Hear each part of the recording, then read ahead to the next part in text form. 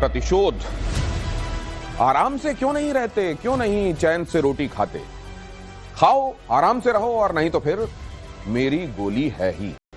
भारत के प्रधानमंत्री ने जब ये बात कही है, इसके मायने बहुत ज्यादा हैं। और जब वो ये कह रहे हैं कि ऑपरेशन सिंदूर में सिर्फ भारतीय सैनिक हिस्सा नहीं ले सकते, इसमें हर एक भारतवासी को शामिल होना पड़ेगा। उनके कहे हुए के मायने क्या हैं, इसको समग्रता में समझेंगे। लेकिन जरा इसको देखिए, इस खबर को। भारत ने बनाया anti stealth Surya radar. Stealth fighter plane को पकड़ने की क्षमता पूरी तरह से स्वदेशी टेक्नोलॉजी से लैस सूर्या रेडार। चीन के स्टेल्थ फाइटर प्लेन की काट ये सूर्या रेडार। इस रेडार में खासियत क्या है, स्टेल्थ प्लेन को कैसे पकड़ेगा? स्टेल्थ मतलब छिपा हुआ, इस छिपे हुए को कैसे खोज निकालेगा ये सूर्या रेडार, ये समझेंगे। हमारे साथ खास मेहमान जुड़ रहे हैं, एयर मार्शल पीके श्रीवास्तव और हमारे साथ मेजर गौरव आर्य। बहुत स्वागत है आपका। ये सूर्या रेडार, ये क्या अलग रख रहा होगा सर? टेक्निकली इसमें क्या खास होगा? टेक्निकली इसकी खास बात यह है कि जब रेडार का क्रॉस सेक्शन बहुत कम होता है, मतलब आप उसको पूरे स्पेस में एक गोल्फ बॉल की तरह दिख रहा है, तो क्या आप उसको देख सकते हैं, समझ सकते हैं और ट्रैक कर सकते हैं? सूर्या रेडार जिस फ्रीक्वेंसी में ऑपरेट कर रहा है और जिस तरीके का उसका ट्रांस रिसीवर है कि बहुत लो नॉइज सिग्नल्स को भी पकड़ सकता है, वो इसके अंदर खासियत है। वो मोबाइल है, तो इसलिए ये आपकी जो स्टेल्थ टेक्नोलॉजी आ रही है, J-35A आ रहा है स्टेल्थ एयरक्राफ्ट, उसको पकड़ने में काम आएगा। इसलिए सामने वालों को धड़कन बढ़ी है। ओ, तो ये जो स्टेल्थ में तमाम तकनीकी, और कहते हैं इसमें एक पेंट तक खास लगाया जाता है जो इसको छिपाता है, क्या इसको भी ढूंढ निकालेगा सूर्या? ये देखिए, वो क्या होता है कि एब्जॉर्बेंट होता है वो पेंट। जैसे कि जब आपकी रेज हिट करेंगी तो वो वापस बाउंस बैक करती हैं। इसी प्रिंसिपल पे रेडार चलता है। सर बेहतर बता पाएंगे। इसमें स्पेशल कोट ऑफ पेंट लगता है एयरक्राफ्ट पे या किसी भी ऑब्जेक्ट में, जो कि वो पेंट जो है उसको अब्सॉर्ब कर लेता है, तो वापस वो ट्रांसमिट नहीं करता है, वो बनता है स्टेल्थ।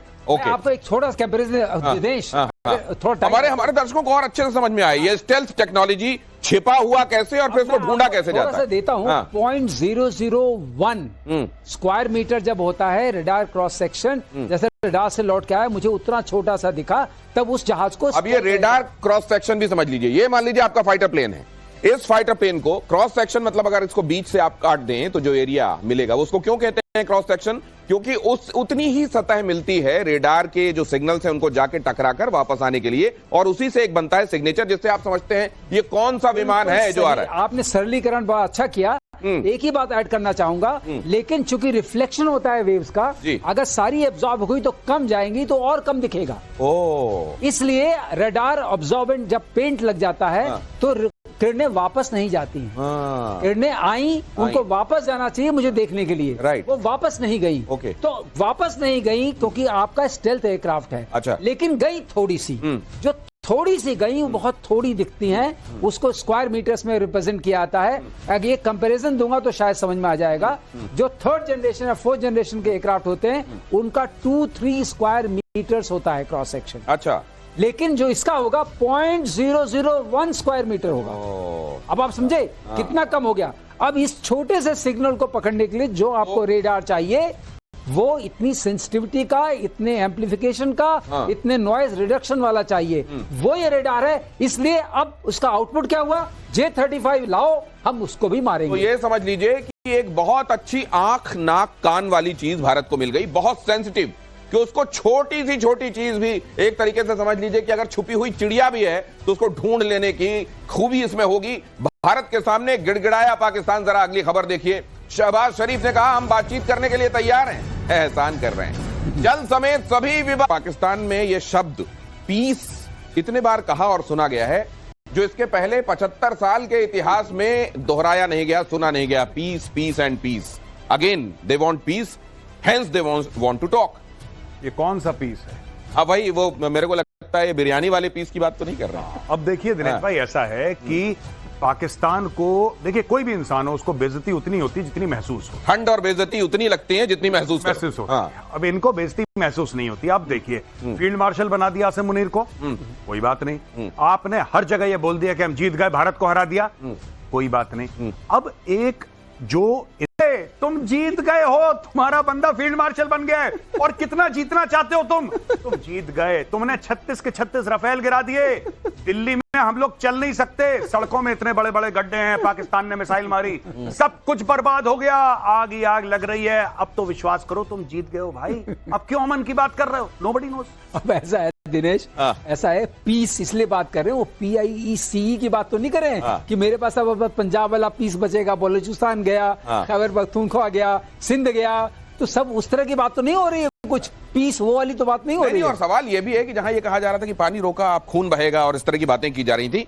वहां अचानक ये शांति के कबूतर कैसे उड़ रहे हैं? ये लकड़ियां कम पड़ जाएंगी, इतने हिंदू मारेंगे कि क्रियाक्रम के लिए लकड़ियां कम पड़ जाएंगी। और वहां ये कहा जा रहा है कि अब हम बात करना चाहते हैं, शांति की खातिर बात करना चाहते हैं।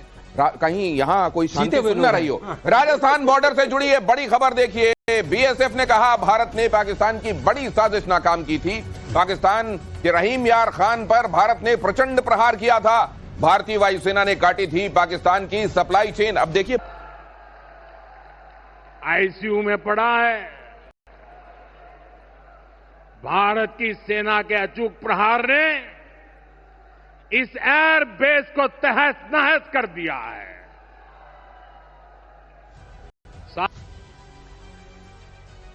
भारत ने जब ऑपरेशन सिंदूर की शुरुआत की तो जाहिर है भारत को एक देश के तौर पर जिम्मेदार दिखना है। इसलिए यह बताया गया कि देखिए ये ठिकाने हैं जिनको जहां आतंकवादी हैं उन जगहों पर हमने अटैक किया। लेकिन वहां से जब रिटेलिएशन वहां का सिस्टम करने लगा, वहां की फौज करने लगी, तो फिर तो अच्छी पिटाई होनी थी। और अब पिटाई की परतें खुल खुल कर सामने आ रही हैं। जाहिर है पूरी दुनिया को एक साथ ये भी भारत नहीं बताना ठीक समझ रहा था कि कितना मारा गया है अब, लेकिन हर दिन एक थप्पड़ की कहानी सामने आ जा रही है और उधर से पीस की बात की जा रही है। मेजर गौरव आर्या, ये तो आप कह रहे हैं कि जिसको जितनी ठंड जितनी बेइज्जती लगती है उतनी वो महसूस करता है, लेकिन मैं ये कह रहा हूं कि ये तो हर दिन एक चैप्टर उसके सामने ले आया जा रहा है। ये मतलब ये तो बेशर्म के लिए भी कहीं ना कहीं शर्म पैदा हो ही जाएगी।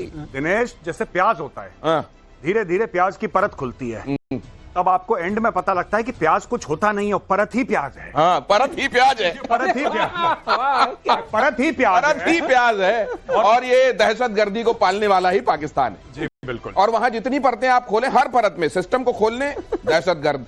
वहां पर अवाम में अगर देख लें तो वहां पर भी आपको दहशतगर्द मिल जाएंगे। वो जहां वो ये बहावलपुर और ये सब आप देख रहे थे, ये गजब का आपने, लेकिन ये बड़े दिनों तक याद रहेगा कि परत ही प्याज है। पर गए हैं फिर उनको ये पीस टॉक अचानक कैसे याद आने लगा। प्रधानमंत्री नरेंद्र मोदी की पाकिस्तान को लेकर ये सीधी स्ट्राइक देखिए। प्रधानमंत्री मोदी ने कहा आतंक के कांटों को जड़ से उखाड़ना जरूरी, हमले गोली का जवाब गोलों से दिया। हमने आतंकवाद के 9 ठिकानों को 22 मिनट में ध्वस्त कर दिया। 6 मई के बाद जो दृश्य देखे गए, उसके बाद हम इसे प्रॉक्सी वॉर कहने की गलती नहीं कर सकते हैं। और इसका कारण है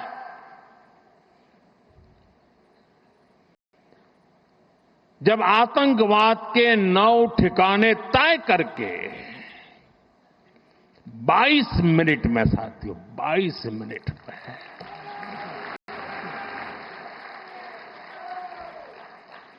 उनको ध्वस्त कर दिया।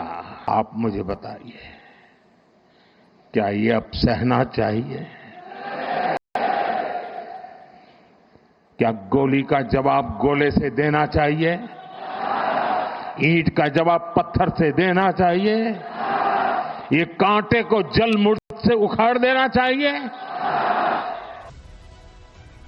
और ये जो आप सुन रहे हैं ना, ये बहुत महत्वपूर्ण बात है, न सिर्फ देश में जो लोग सुन रहे हैं उनके लिए, बल्कि पूरी दुनिया में वर्ल्ड फ्रेटर्निटी के लिए भी ये बहुत सारी परिभाषाएं बदली हैं। जैसे एक तो ये कि हर एक टेरर का एक्ट अब वॉर का एक्ट माना जाएगा। दूसरे ये भी कह दिया गया कि अब बहुत हो गया डीप स्टेट, बहुत हो गया non state actors, proxy war. अब सीधे इसको ये किन लिहाज से महत्वपूर्ण है गौरव? देखिए, जहां तक आप बात कर रहे हैं कि कहां पाकिस्तान को, अगर मैं आपका सवाल सही समझा हूं जी, तो आप कह रहे हैं कि किस प्रकार से हमने अटैक करे। नहीं, मैं ये कह रहा हूं कि कई परिभाषाएं कई चीजें जिनके आवरण में अभी तक चीजें छिपती रही कि भाई ये नॉन स्टेट एक्टर्स हैं, ये प्रॉक्सी वॉर वाली सिचुएशन है। हाँ, तो ये देखिए, मैं आपको बताता हूं दिनेश, बात यह है ना कि बहुत महत्वपूर्ण बात प्रधानमंत्री जी ने क्या बोली है कि अब इसको प्रॉक्सी वॉर मत समझना। अभी तक पाकिस्तान क्या कह रहा था, यार हमें पता ही नहीं। जब पार्लियामेंट के ऊपर अटैक हुआ तो परवेज मुशर्रफ राष्ट्रपति थे पाकिस्तान के, वो आते हैं पीटीवी पर, वो कहते हैं कि यार बहुत बुरा हुआ जो भारत की पार्लियामेंट पर अटैक हुआ, इट वाज वेरी बैड, मेरा दिल बहुत दुखा, आगे से मैं वादा करता हूं कि पाकिस्तान की जमीन जो है वो भारत के खिलाफ इस्तेमाल नहीं करने दूंगा। इट इज वेरी बैड, नहीं करना चाहिए। अब बोला प्रधानमंत्री जी ने, भैया ये सब गोलीबाजी मत करो। अगर पाकिस्तानी ने करा है और पाकिस्तान के अंदर से हुआ है, या फिर कश्मीर के अंदर या भारत में कहीं भी आतंकवाद हुआ है और उसकी जड़ें पाकिस्तान पे मिलती हैं, करने वाला कोई भी हो, आदिल अहमद डर जिसने पुलवामा का सुसाइड अटैक करा था वो पाकिस्तानी नहीं था, वो नहीं था, वो लोकल था, कश्मीर से था वो। लेकिन हमने फिर भी बालाकोट करा, तो अब पाकिस्तान को सजा मिलेगी और पाकिस्तान को सजा मिलेगी। पूरा का पूरा जो कॉन्सेप्ट है, there is nothing called non state, there is nothing called proxy. कोई प्रॉक्सी वॉर नहीं है, कोई नॉन स्टेट एक्टर नहीं है, सारे एक्टर स्टेट के हैं और सारे एक्टर्स की जो भी वो एक्टिंग करेंगे सोटू से, अगर आप कुछ भी एक्टिंग करोगे तो भैया स्टेट को सजा मिलेगी, पाकिस्तान को सीधा सजा मिलेगी इसकी। ये प्रधानमंत्री जी ने बिल्कुल गौरव, बिल्कुल सही बात कह रहे हैं, क्योंकि 1947 से सिलसिला चल रहा है।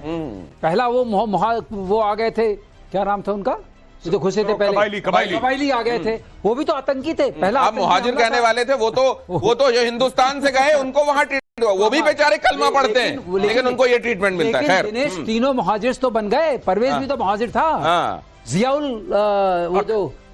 हक भी तो मुहाजिर। यही तो पता नहीं उनको कि उनको कब किस चीज को डिसरिस्पेक्ट करना है, कब किस चीज को रिस्पेक्ट करके सिर पे बिठा लेना है, उनका यही तो दिमागी तवाज़ुन ही तो ठीक नहीं है। बात का सिलसिला जो एक के बाद एक चलता रहा, अब प्रधानमंत्री ने क्लियर कर दिया है कि अब आतंकवाद में कोई फर्क नहीं है, आप ही अटैक कर रहे हैं, आप अटैक कर रहे हैं तो उसका समझिए, हम अटैक करेंगे। तो वो जो स्टेटमेंट है वो बहुत पैराडाइम, इसको बहुत आसान शब्दों में समझ लीजिए कि जैसे मान लीजिए ये कल्प्रिट है ये, और पहले क्या होता था, किया इसने, लेकिन वो देखो उधर देखो क्या ये इसने क्या कर दिया, अरे वो देख। अब ये ध्यान बटाने वाली टैक्टिक्स नहीं चलेंगी, ये कल्प्रिट है, इसने किया है, इसको सजा मिलेगी। 5वीं पीढ़ी का फाइटर प्लेन बनाएगा भारत। अगली खबर देखिए, स्वदेशी लड़ाकू विमानों के मॉडल को मंजूरी, 2 इंजन वाला AMCA multi role fighter jet, advanced medium combat aircraft, stealth तकनीक से लैस होगा फाइटर प्लेन, रेडार की पकड़ में नहीं आएगा AMCA। अब ये सवाल ये है कि अगर हम सूर्या बना रहे हैं तो हम इसमें ऐसा क्या कर रहे हैं कि इसके लिए कहीं कोई दूसरा रेडार नहीं होगा? किन किन मायनों में खास होगा ये?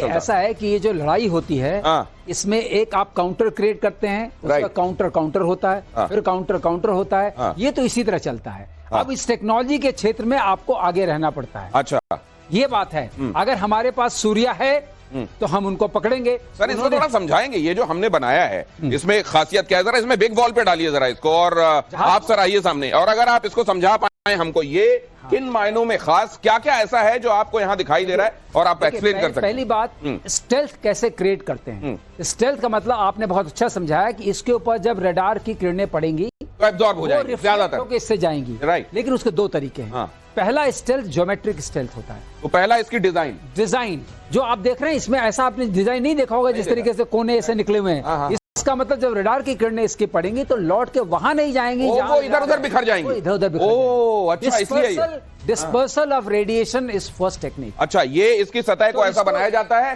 कि इस पर पड़ने वाले जो रेडियो सिग्नल्स हैं वो वापस वहां रेडार की तरफ ना जाके इधर-उधर छितरा जाएं तो पकड़ में आएगा नहीं। अच्छा, और है ज्योमेट्रिक स्टेल्थ। ये ज्योमेट्रिक स्टेल्थ का डिजाइन से होगा, ये डिजाइन हुआ, ठीक है। फिर दूसरा होता है रडार एब्जॉर्बेंट पेंट।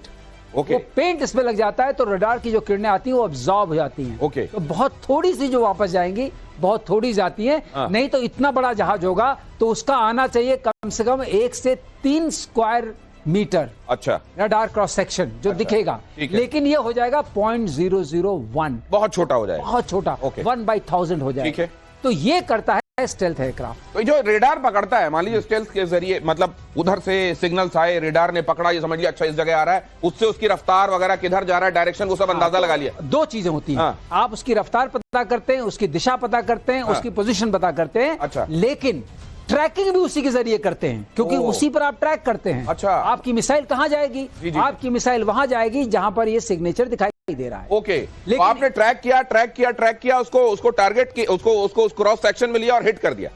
ओके, अब दूसरी चीज यही नहीं है, एक इसके पीछे अगर आप इंजन बाहर लगाएंगे, इंजन की भी तो वो जाती है, वो जो वोक बोलते हैं हम, वो जाएगी।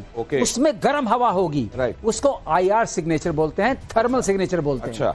तो वो थर्मल सिग्नेचर भी पिकअप होगा, तो एक क्रॉस सेक्शन सिग्नेचर होगा गया, एक आईआर सिग्नेचर हो गया। आईआर हो गया। हाँ। तो आईआर थोड़े दिन में हम लोग भी समझ जाएंगे काफी ज्यादा। आईआर सिग्नेचर को भी आप सप्रेस करते हैं, इसका इंजन जो है बाहर उतनी गर्म हवा नहीं छोड़ता है। ओ, तो उसके भी लिए टेक्निक लगानी तो वो जो मिसाइल जो हीट सीक करके अटैक करती है वो भी नहीं पकड़ पाती कर पाएगी। ओ, ये सबसे तो ये 5th जनरेशन जो कहा जा रहा है अभी, मतलब जनरेशन वाइज किस तरीके से इंप्रूव हुआ है? 5वें जनरेशन में क्या खास? 5th जनरेशन में क्या होता है कि इसमें जो एक तो स्टेल्थ होता है, दूसरा इसमें सुपर क्रूज की पावर होती है। इसका इंजन इतना पावरफुल होता है कि ये क्राफ्ट बिना आफ्टर बर्नर के हवा की दुगनी या तिगनी रफ्तार से चल सकता है। बिना आफ्टर बर्नर आवाज की दुगनी या तिगनी से ओके ये चल सकता है। ये इसकी सुपर क्रूज इसके अंदर पावर होती है। इसका मतलब इंजन बहुत पावरफुल होता है। इंजन पावरफुल है with respect to the aircraft. Okay, उसके बाद इसके जो सामान लगे रहते हैं, जो मार करने वाले, जैसे मिसाइल्स हैं, बॉम्ब्स हैं, वो भी बे के अंदर होते हैं। अच्छा, बाहर निकले हुए नहीं रहते? बाहर, क्योंकि सिग्नेचर देंगे, रडार सिग्नेचर। अच्छा, जितना बाहर निकला हुआ होगा रेडार को उतना सिग्नल मिलेगा कि वहां से रिफ्लेक्शन होगा, से भी जाएगा। तो बे के अंदर रहेगा, जैसे वो पहिए अपने अंदर समेट लेता है उसी तरीके से वेपन अंदर समेटे होगा। तो ये एक बात और होगी। इसके बाद इसमें दूसरी चीज होती है, आपने अगर वक्त पर पढ़ा दिया होता तो शायद मैं भी एयरफोर्स में कहीं छोटी मोटी नौकरी। इसके बाद एयर सिचुएशन के लिए इसके अंदर होता है एयर से, एक तो रेडार होता है जिसको बोलते हैं आइजा रेडार, हमने पहली बार भी बात की थी, active electronically scan radar. Okay, वो इसके नोज में लगा रहता है। उस रेडार तो सर जब ये घर में बनने लगेगा तो इससे तो बड़ी दिक्कत हो जाएगी उन लोगों की जो सोच रहे थे कि हमारे यहाँ से खरीदे, हमारे यहाँ से बनेगा तो जितना चाहे उतना बना लीजिए, जितना चाहे उतना बना लीजिए। और ये बड़ा थर्राने वाला है दुश्मनों के लिए, कॉम्पिटिटर्स के लिए, सिर्फ दुश्मनों एडवर्सरी के लिए नहीं, कॉम्पिटिटर्स के लिए, प्रतिद्वंदियों के लिए भी। बीएसएफ के आईजी शशांक आनंद का बड़ा खुलासा, सीमा पार से बहुत बड़ी घुसपैठ की साजिश की जा रही थी, बीएसएफ ने घुसपैठ की साजिश को नाकाम कर दिया। जब हम सीमा की निगरानी कर रहे थे और हमारे इलेक्ट्रॉनिक सर्वेलेंस इक्विपमेंट से हम सीमा की उस पार भी देख रहे थे, तो ये देखा गया कि पाकिस्तान की सियालकोट डिस्ट्रिक्ट के इलाके में, जो हमारे सांबा के ऑपोजिट लगता है, वहां पे एक बड़े समूह की मूवमेंट वॉच करी गई और लगातार उस मूवमेंट को हम ट्रैक करते रहे और वो जो ग्रुप था वो अंतर्राष्ट्रीय सीमा के नजदीक बढ़ता रहा। रात का समय था, वहां का जो इलाका है वो अंड्यूलेटिंग ग्राउंड है, टूटा हुआ ग्राउंड है, उसका आड़ लेके ऐसा ये प्रतीत हो रहा था कि दुश्मन की ओर से घुसपैठ की कोशिश की जा सकती थी। तो एक बात आप और देखिए, ये बड़े महत्वपूर्ण रेवोल्यूशंस हैं, लेकिन इसको वक्त पर, सही समय आने पर एजेंसीज की तरफ से, हमारी एजेंसीज की तरफ से और सरकार की तरफ से एक के बाद दूसरा परत दर परत सामने आपके रखा जा रहा है। और इसीलिए तब वो लोग, जब हमारे कई समाचार आपके सामने आ रहे थे और वो उंगलियां उठ रही थी, उनको भी ये जवाब मिल रहा होगा। क्रमशः क्रमबद्ध तरीके से सही समय आने पर सूचनाएं दी जा रही हैं ऑफिशियल सोर्सेज से भी। लेकिन मैं इस पर आना चाहता हूं, घुसपैठ, इस दौरान जब ये सब चल रहा है, घुसपैठ की कोशिशें भी। देखिए, मैं आपको बताता हूं दिनेश, ऑपरेशन सिंदूर के दौरान एक बात हुई कि इंटरनेशनल बॉर्डर और लाइन ऑफ कंट्रोल के ऊपर फर्क हमने मिटा दिया। यानी कि जो पाकिस्तान के ऊपर हमला हुआ है, अगर 9 जगह हमला हुआ है तो 2 जगह इंपॉर्टेंटली जो इनिशियली हमला हुआ है वो इंटरनेशनल बॉर्डर के पार जाके हुआ है। हमारे प्लेटफॉर्म्स जो थे, हमारे हार्ड पॉइंट्स थे, चाहे वो ब्रह्मोस हमने मारी, चाहे मुरीद के में मारी, बहावलपुर में मारी, इसने इंटरनेशनल बॉर्डर पार करा। पाकिस्तान की तरफ से भी देखिए स्मगलिंग तो होती थी, अब इन्फिल्ट्रेशन भी वो कोशिश करेगा, क्योंकि इन्फिल्ट्रेशन का जो एंटी इन्फिल्ट्रेशन ग्रिड है, जो कि जम्मू और कश्मीर में है, लाइन ऑफ कंट्रोल करीब 750 किलोमीटर, राइट, वो इतना मल्टी लेयर्ड है कि वहां से घुसना मुश्किल है। इसलिए अब नेपाल से घुसाओ। नेपाल से आप नेपाल से आ सकते हैं, क्योंकि नेपाल से इतनी चेकिंग नहीं होती, तो पाकिस्तानी नेपाल से भी आते हैं।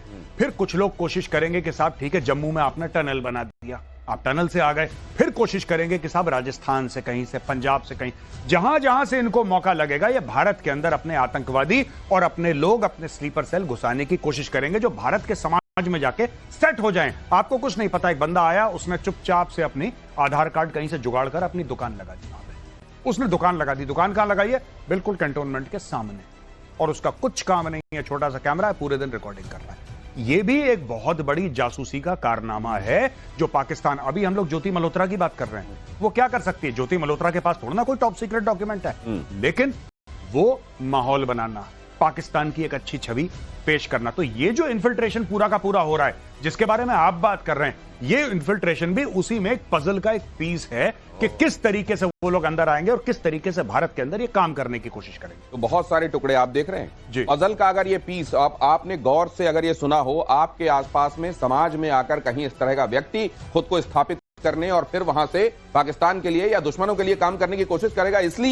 इसीलिए प्रधानमंत्री कह रहे हैं कि ऑपरेशन सिंदूर सिर्फ सेना को नहीं लड़ना है, हम सबको मिलकर साथ में इसे अंजाम तक पहुंचाना है। ऑपरेशन सिंदूर से जुड़ी ये बड़ी खबर देखिए। बीएसएफ ने कहा पाकिस्तानी बंकरों को मशीन गन से उड़ाया गया।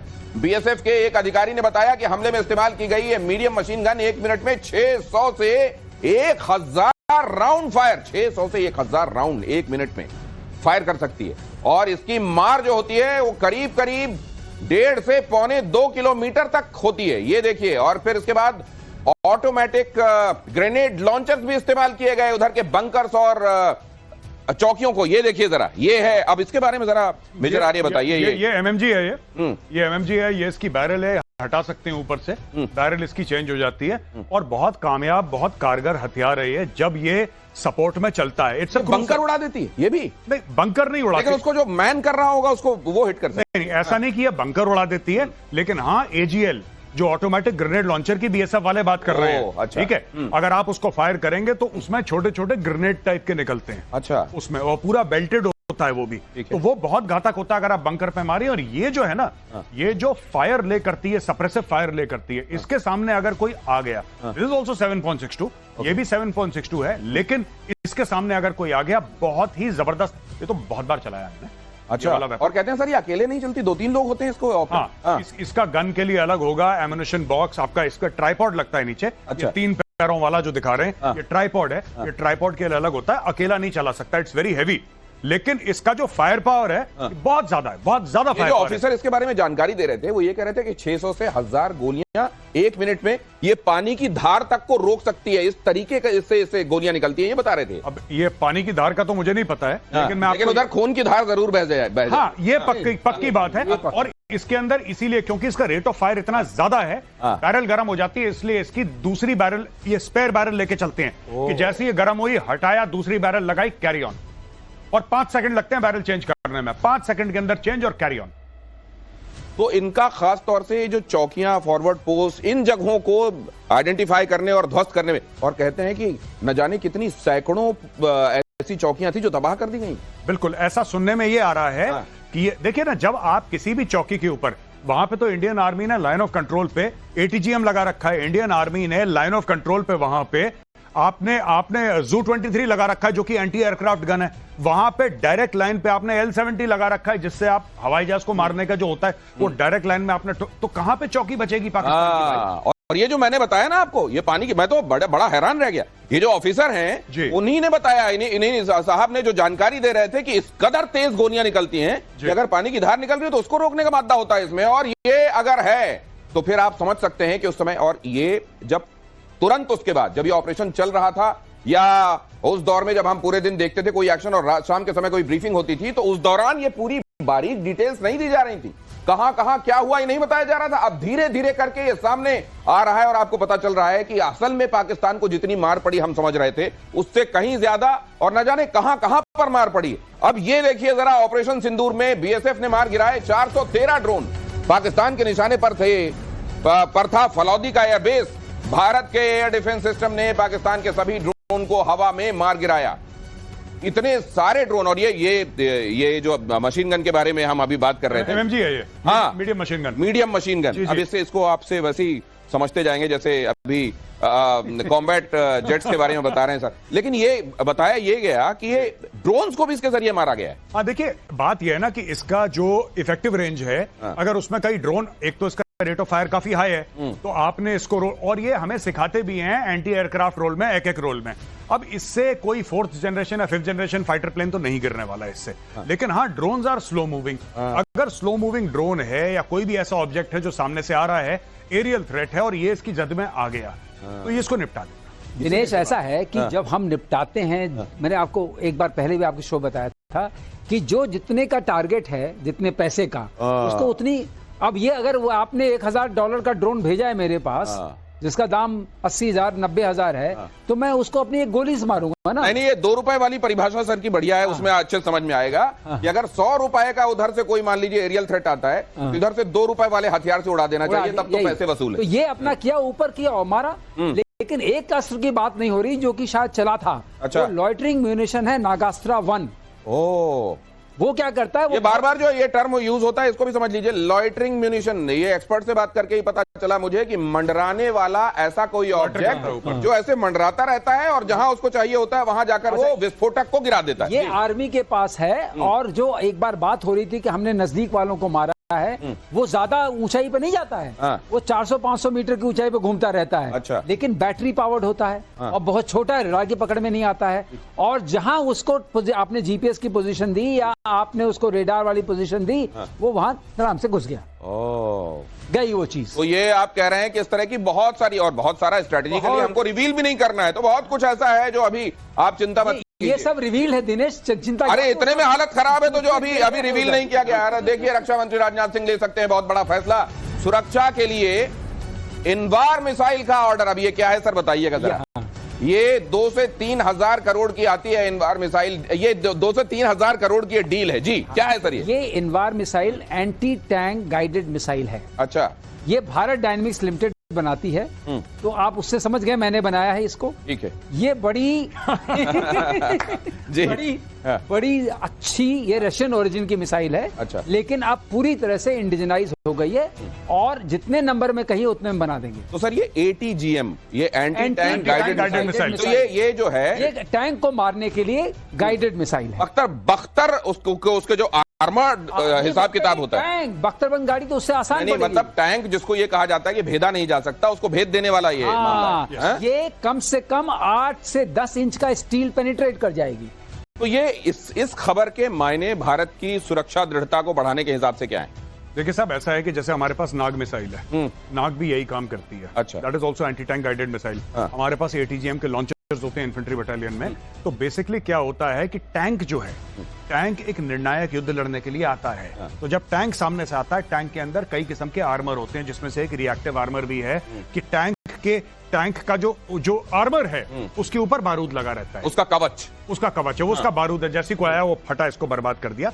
इस तरीके से भी टैंक करता है। लेकिन ये जो इनवार मिसाइल की बात कर रहे हैं, इसको इंडिजनाइज कर रखा है, इसको भारत के एनवायरनमेंट के लिए इसको मॉडिफाई कर रखा है। और जो पाकिस्तानी टैंक्स या फिर चाइनीज टैंक्स है जो भी सामने आएंगे, उनको किस तरीके से बर्बाद करना है, ये एक उसके लिए पर्याप्त है मिसाइल। तो नाग के लिए मैं एक और खास बता दूं, नाग की बात इन्होंने की। नाग मिसाइल की क्या खास बात है, ये तो सामने जाके टैंक को मारेगा। नाग मिसाइल ऊपर जाती है और ऊपर से अटैक करती है, which is the weakest part of the tank. क्योंकि टैंक का जो ऊपर वाला जो ढक्कन जैसा होता है, वो सबसे कमजोर होता है, कमजोर पार्ट होता है। ओके। वो ऊपर से जाके सबसे मजबूत जो है, अगर ये दिखा दें हम यहाँ पे, अगर टैंक आप डाल सके तो टैंक डालिए जरा यहाँ पे। ये टैंक दिख तो रहा है, लेकिन इसमें जो हमको दिखा, ये ढक्कन जो आप दिखा रहे हैं, एक सेकंड रोकिए। ये जो है ना, अब आपके पीछे देखिए सर, वो बिल्कुल। अच्छा, ये देखिए, ये जो आप देख रहे हैं ना यहाँ पे, सर ने एमका के बारे में बताया था ना कि ऐसे होते हैं। टैंक में भी स्लोप इसीलिए होती है कि सामने से अगर कोई आए तो डिफ्लेक्ट हो जाए। ओके।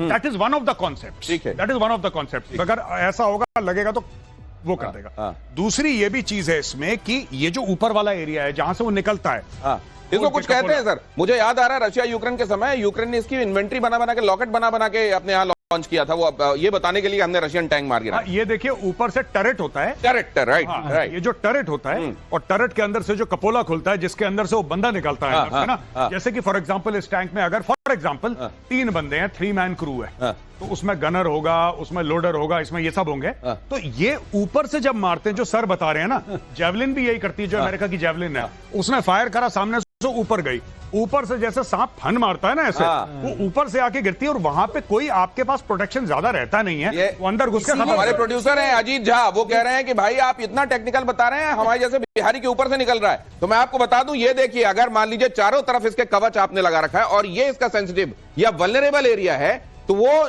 जो दूसरे ATGM होते हैं वो आके सीधे हिट करते हैं, वो उतना प्रभाव नहीं डालते। नाग ऐसे जाकर और ऊपर से मारता है ऐसे फन, और वहां पर डस लेता है जहां पे तुरंत मौत हो जाती है टैंक की। मैं एक बात बताना चाहता हूं, अजीत जी ने यह बोला है कि हम जैसे बिहारी को समझ में नहीं आता, डीआरडीओ में कितने बिहारी साइंटिस्ट हैं मैं आपको यह भी बता दूं, और इंडियन आर्मी में कितने बिहारी जनरल्स हैं at the very top level, यह भी मैं आपको बता दूं। तो जासूसी इसलिए कह रहे हैं वो मेरे जैसे पे जोर दे रहे हैं। जासूसी केस में पाकिस्तान के 4 खुफिया एजेंट्स को लेकर जांच चल रही है। ज्योति के मोबाइल से मिले डेटा से हुआ बड़ा खुलासा। चारों एजेंट जासूस ज्योति मल्होत्रा के संपर्क में थे। गजब ही कर रही थी तो ज्योति है, ये तो मतलब ये केस स्टडी है एक, ये भारत। लेकिन ये जाल सर जी, ये अगर मान लीजिए कि अब तो कार्रवाई हो रही है, निर्णायक हम देख रहे हैं जी, और थोड़ा लगता है कि चलिए अब वो जगह भी लगता है जहां अनएड्रेस थी, वहां पे भी कुछ हो रहा है। 75 साल में क्या क्या हुआ होगा? नहीं, बहुत ज्यादा। आप ये देखिए ना, 2016 में मंत्री थे किरण रिजिजू उस वक्त, तो उन्होंने पार्लियामेंट में बोला था कि हमारे देश के अंदर, it's available on the internet, आप गूगल पे चेक कर सकते हैं, कि 2 करोड़ से ज्यादा बांग्लादेशी भारत में घुस चुके हैं। ये 2016 की बात है। आज की तारीख में आप समझ लीजिए कि वो संख्या कितनी बढ़ गई होगी। और दूसरी चीज, पाकिस्तान की इन्फिल्ट्रेशन रूट, जब पाकिस्तान को यह पता लगा, बड़ी इंपॉर्टेंट बात बता रहा हूं, जब पाकिस्तान को यह पता लगा कि लाइन ऑफ कंट्रोल से हम लोग भारत में नहीं आ सकते, बड़ा मुश्किल हो गया है, 1000 बार कोशिश करें, हो सकता है 1-2 सफलताएं मिले, 999 फेल। उसने इंटरनेट का इस्तेमाल करके आम लोगों के दिमाग में जहर डालना शुरू कर दिया। अलकायदा का, इस्लामिक स्टेट का जहर इंटरनेट के थ्रू रेडिकलाइजेशन हुआ। देखिए जरा, सावधान रहिए। अगली खबर देखिए। मोदी की चेतावनी से पाकिस्तान में खलबली मची हुई है। पाकिस्तान ने बयान जारी करके कहा कि ऐसा बयान परेशान करने वाला है। भुज की रैली में पीएम ने कहा था, रोटी खाओ चैन से वरना मेरी गोली तो है ही। सुख चैन की जिंदगी जियो, रोटी खाओ वरना मेरी गोली तो है ही। गोली है ही। इसमें पता है खूबसूरती क्या है? लोग ये सोच रहे हैं कि देखिए, प्रधानमंत्री ने जो बयान दिया है, कितना मजबूत बयान। बात वो नहीं है। बात यह है कि डायरेक्टली भारत के प्रधानमंत्री पाकिस्तान के लोगों से बात कर रहे हैं। आप ये देखिए कितनी बड़ी बात है। अभी तक क्या होता है कि भारत के प्रधानमंत्री बात करेंगे पाकिस्तान के प्रधानमंत्री से, अगर बात करनी हुई। यहां पे भारत के प्रधानमंत्री डायरेक्टली पाकिस्तान की आवाम से बात कर रहे हैं कि तुम्हारी जिम्मेदारी है ये सब खत्म करो। अगर ये सब नहीं खत्म करोगे, चैन से जियो, हमें चैन से जीने दो, रोटी खाओ वरना मोदी की गोली तो है ही। तो that is what he is trying to see, address the people of Pakistan. ये अब आवाम के लिए भी, वहां की पाकिस्तान की जनता के लिए भी वक्त आ गया है कि ऐसी आर्मी से, जिसके विषय में कहता है कि बाकी जगहों पर तो देश की आर्मी होती है, यहां आर्मी के लिए एक देश है, ऐसी आर्मी से आप छुटकारा पाइए। शहबाज जैसे लोग जिनको खुद का पता नहीं, ऐसे एलिस इन द वंडरलैंड लोगों से छुटकारा पाइए और अपनी जान बचाइए। ऑपरेशन सिंदूर के बाद नौसेना के अधिकारियों से मिलेंगे रक्षा मंत्री। अगली खबर, आईएनएस विक्रांत पर जाकर रक्षा मंत्री नौसेना का मनोबल बढ़ाएंगे। 29 मई को राजनाथ सिंह का आईएनएस विक्रांत का दौरा।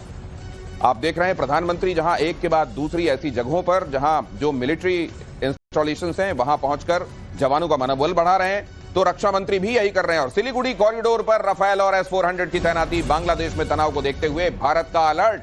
ये तैनाती भी बहुत खास, ये आप जानते हैं, ये जगह भी, और कई बार आपको मेजर गौरव आर्य ये बता चुके हैं, मुनीर हाट के संदर्भ में भी आपको बता चुके हैं, और यहां पर ये तैनाती बहुत मायने रखती है। लेकिन उनसे एक कमेंट आज का ले लूं।